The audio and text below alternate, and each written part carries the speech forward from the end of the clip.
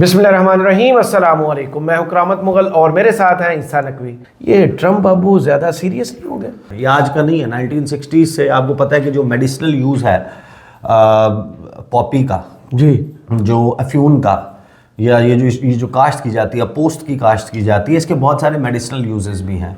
उसमें एक केमिकल एक प्रोडक्ट बनाई जाती है जिसको फैंटनिल कहते हैं, और फिर उसके मुख्तलिफ ब्रांड नेम्स हैं।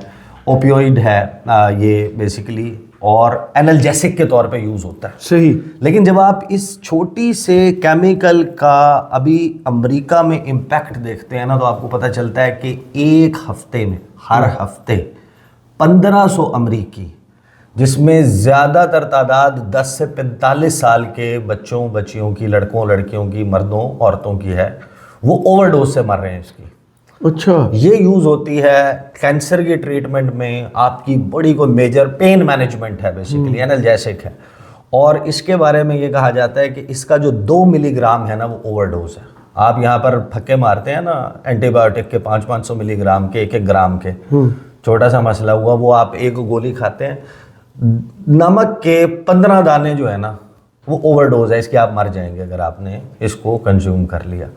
ये पूरी दुनिया में कैंसर की और इन चीज़ों की ट्रीटमेंट नहीं, पेन मैनेजमेंट के लिए जो है ना, कि जब आप एक मरीज़ बहुत कर्ब से गुजर रहा होता है तो उसको पेन रिलीफ के लिए ये चीज़ दी जाती है। लेकिन ये हाईली एडिक्टिव है। इसके बारे में ये कहा जाता है कि जो इसका इम्पैक्ट है वो हेरोइन से 50 गुना ज़्यादा है। अच्छा। और मॉर्फिन से 100 गुना ज़्यादा है, और हाईली एडिक्टिव है। और ये कहाँ से आ रही है और ये बनती कहाँ है, इसके पीछे ये सारी, इस इलीगल इमिग्रेशन के अलावा ना, ये एक कहानी डोनाल्ड ट्रंप ने सुनाई है कि इसकी वजह से टैरिफ लग रहे। पहले भी ये सब कुछ, अब 2021-22 का डाटा उठा लें, 2021-22 के डाटा के मुताबिक 80,000 के करीब अमरीकी जो हैं वो एक साल में मरे इसकी ओवरडोज से। अच्छा। और इसका जो इम्पैक्ट है उनकी इकोनॉमी पे, जो इसकी इलिसिट ट्रेड से है, $1500 अरब। ओह, 1500 अरब डॉलर। और पूरा अमेरिका, और ये ख़ास तौर पे बढ़ा कब है, जब कोविड आया है, उस दौरान इसने एपिडेमिक की शक्ल इख्तियार, वबा की शक्ल इख्तियार कर ली है।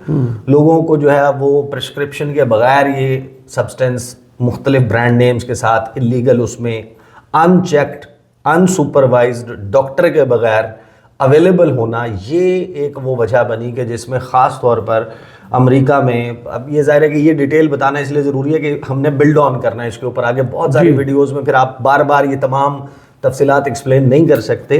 तो ये जो ड्रग है, या ज़ाहिर है कि ड्रग ही है ना, मनशियात की कैटेगरी में आती है।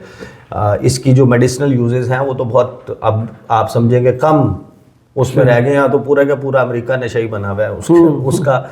और ये सारी सूरत हाल आ रही है। वो सोचे ना, 80,000 कुल मिला के 9/11 से अब तक जितनी अमेरिका ने वो जंग लड़ी है ना दहशतगर्दी के ख़िलाफ़, जी, वॉर अगेंस्ट टेरर जिसको कहते हैं, so called war against terror, उसमें 20 साल में कुल मिला के, या 22-24 साल में कुल मिला के जितने लोग मरे हैं ना, उससे 2 गुना एक साल में इसकी ओवरडोज से मर जाते हैं।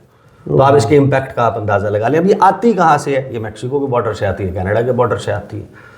और इसकी 1 किलो 1.25 किलो की जो यूँ समझेंगे, नहीं कीमत नहीं, कि वो जो 1.25 किलो का फैंटनिल है, ये इनफ है 5 लाख गोलियां बनाने के लिए। और 2 गोलियां आपने खाई तो आप गए, 1 खाएंगे तो वो ओवरडोज नहीं होगी, 2 खा ली तो बहुत चांसेस हैं कि आप गए। और फिर महंगी बहुत ज़्यादा है, पैसा ज़ाहिर है कि इसमें इस सारे मामले में इन्वॉल्व है। अब चाइना कहाँ से जंप इन करता है इसमें, कि चाइना जो है, जिनको प्रीकर्सर केमिकल्स कहा जाता है फैंटनिल के, वो बहुत सारी कंपनीज हैं चाइना की जो प्रीकर्सर केमिकल्स प्रोड्यूस करती हैं। अब यहाँ पर एक बहस शुरू हो जाती है चीन की, मैक्सिको की और इनकी। एक कहता है कि मैं तो फैंटनिल तो नहीं बनाता, मैं वो फलां ड्रग तो नहीं बनाता, मैं तो उसके वो केमिकल वो वहाँ दूसरी चीज़ों में भी यूज़ होता है। दूसरा कहता है कि मैं प्रीकर्सर तो नहीं बनाता, और मैं तो खुद तो नहीं ये प्रोड्यूस कर रहा, ये आ रहा है और इलीगल जो है। इस प्रीकर्सर को सामने रखते हुए, या इस तमाम मामले को सामने रखते हुए, डोनाल्ड ट्रंप ने इनके ऊपर पाबंदियां लगानी शुरू की।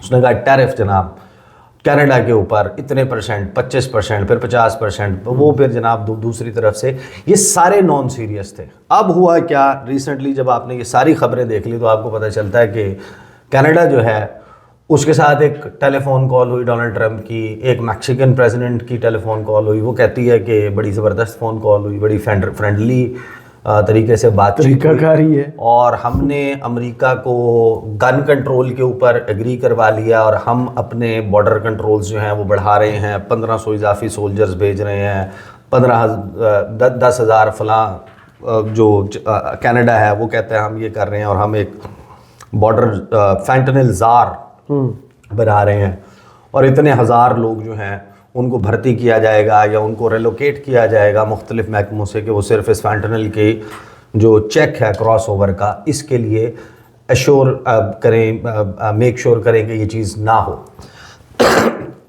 تو 2 ممالک ہیں جن کے اوپر وقتی طور پہ یہ ٹل گیا، ایک ہے میکسیکو، ایک ہے کینیڈا. کینیڈا اور میکسیکو کے اوپر جو یہ ٹلا ہے معاملہ وہ 30 دن کے لیے ہے، جس میں 30 دن میں ڈونلڈ ٹرمپ نے کہا ہے کہ میں دیکھوں گا، اور اگر چیزیں اسی طریقے سے چلتی ہیں اور ہمارے کنسرنز ایڈریس ہوتے ہیں، ایلیگل امیگریشن ختم ہوتی ہے اور فینٹنل جو ہے وہ کنٹرول ہوتی ہے، تو پھر ہم یہ پابندیاں اس کے حوالے سے کوئی اور چیز دیکھیں گے. لیکن چائنا کے اوپر جو پابندیاں ہیں وہ رکھی ہیں برقرار. جواب میں چائنا نے 15% ٹیرف، 10 سے 15% ٹیرف ان کی LNG پہ، ان کے اور وہاں سے کروڈ آئل کی امپورٹس کے اوپر، مختلف جو بیسیکلی زیادہ تر پیٹرولیم پروڈکٹس. لیکن اب آ جائیں آپ اس کے اس آسپیکٹ کی طرف کہ جو بہت ہی سمجھیں کہ یوں سمجھیں کہ ریسیٹ ہے، گلوبل اکانومی کا ریسیٹ. امریکہ ظاہر ہے کہ ایک بہت بڑا پروڈیوسر ہے تو ایک بہت بڑا کنزیومر بھی ہے. 34 کروڑ بندہ جو ہے وہ اپنی ضروریات کی ساری چیزیں نہیں بناتا، اور صرف چائنا کے ساتھ اگر آپ اندازہ لگا لیں کہ دنیا کے جو 2 سب سے بڑے ٹریڈنگ پارٹنر ہیں وہ چین اور امریکہ ہے. 2 طرفہ ٹریڈ سب سے بڑی ان 2 کے درمیان ہوتی ہے، اور اس میں امریکہ جو ہے وہ $500 ارب سے زائد ہی تجارتی خسارے میں رہتا ہے، جو ٹریڈ ڈیفیسٹ. یعنی کبھی آپ کو پتہ چلتا ہے فگر کہ $108 ارب کی امریکہ نے ایکسپورٹس کی ہیں، میکسیمم یہ نمبر جاتا ہے 150 پہ، 180 پہ، 195 تک کے آپ کے مختلف سالوں کے مختلف ڈیٹا ہوتا ہے. اور چائنا جو ایکسپورٹس کرتا ہے ٹو دا US یا امریکہ جو ان سے خریدتا ہے وہ بہت زیادہ ہے، مور دین half $1 ٹریلین.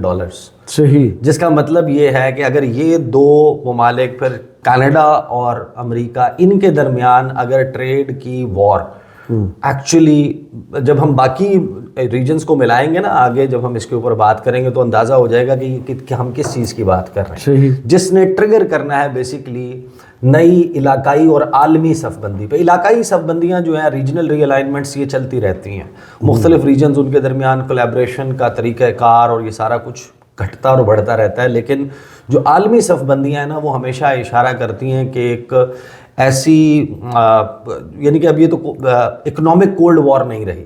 صحیح.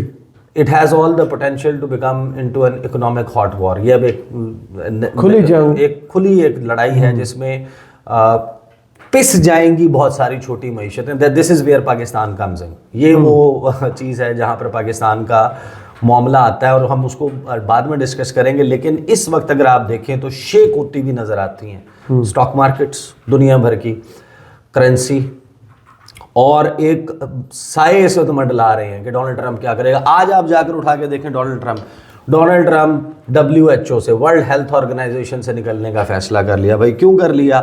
ڈونلڈ ٹرمپ کہتا ہے کہ میں $500 ملین دیتا ہوں سال کا، اور چائنا جو ہے وہ $39 ملین دیتا ہے. میری آبادی کو 32-34 کروڑ ہے، چائنا کی آبادی 1.5 ارب ہے، تو میرے سے 5 گنا زیادہ آبادی ہے چین کی.